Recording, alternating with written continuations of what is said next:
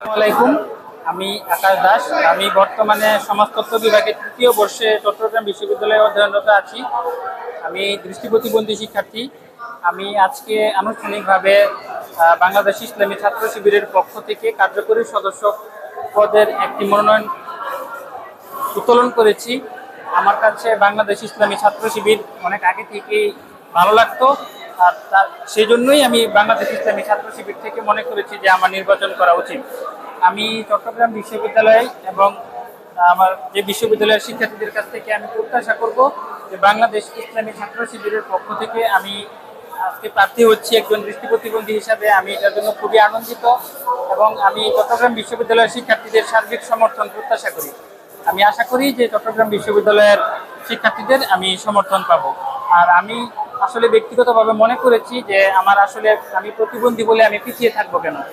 আমার যদি একটা ফ্লোর আসে, আমিও তো জনসাধারণের জন্য বা আমাদের যেহেতু এখানে শিক্ষার্থীদেরকে নিয়ে কাজ, আমিও তো শিক্ষার্থীদেরকে নিয়ে কাজ করতে পারি।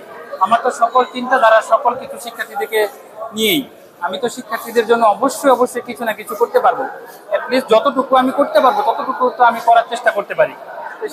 এই চিন্তা থেকেই আমি চাই যে আপনারা আমাকে ভোট দিয়ে নির্বাচিত করবেন।